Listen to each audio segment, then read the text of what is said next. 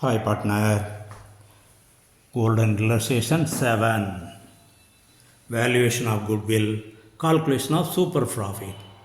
Super profit கண்டுபிடிச்சிட்டோம்னா goodwill ஈஸியாக நம்ம கண்டுபிடிச்சிடலாம். இது முக்கியமான பாயிண்ட்டு. இதில் என்ன சொல்கிறாங்க பாரு,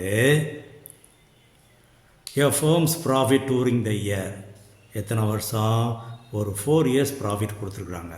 அப்போ இது ஆவரேஜ் ப்ராஃபிட் கண்டுபிடிக்கணும்னா ஈஸியாக நம்ம கண்டுபிடிச்சிருவோம். இந்த 4ஐயும் கூட்டி 4ஆல் டிவைட் பண்ணோம்னா ஆவரேஜ் ப்ராஃபிட்டு. அப்போ சூப்பர் ப்ராஃபிட்னா என்ன, குட்வில்னாலே ஒரு ஃபேம் சூப்பர் ப்ராஃபிட் ஏர்ன் பண்ணால் தான் குட்வில்லே இருக்குதுன்னு அர்த்தம். அப்படி தான் நம்ம படிச்சிருக்கிறோம். அதாவது நார்மலாக பிஸ்னஸ் பண்ணுறவங்களோட நல்லா பிஸ்னஸ் பண்ணுறவங்களுக்கு தான் குட்வில்ங்கிறதே வருது. அதைத்தான் இங்கே சொல்கிறோம். The firm has invested, capital investment 10 lakhs சொல்லிட்டாங்க. இல்லைனா இதுவும் நம்ம ஒர்க் அவுட் பண்ணிகிட்டு இருக்கணும்.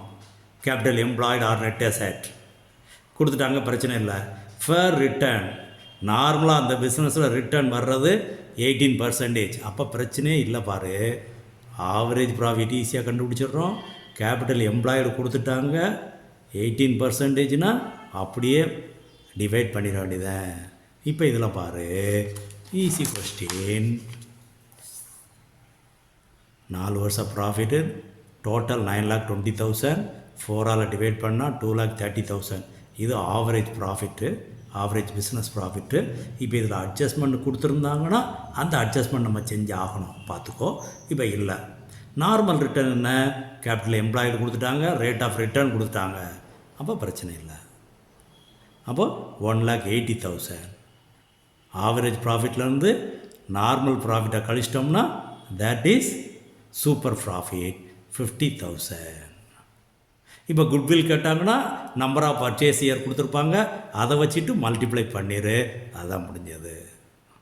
இதை கொஞ்சம் ரிவர்ஸ் பண்ணி கொஸ்டின் கேட்பாங்க. குட்வில் வேல்யூவை கொடுத்துட்டு ரேட் ஆஃப் ரிட்டர்ன் என்ன, நார்மல் ரேட் ஆஃப் ரிட்டர்ன் என்னன்னு ஒரு கொஸ்டின் கேட்பாங்க. இது நமக்கு கடைசி இல்லஸ்ட்ரேஷன் 10ல் கொடுத்துருக்குறேன். அங்கே பாரு, அது ஈஸியாக இருக்கும். Okay boys.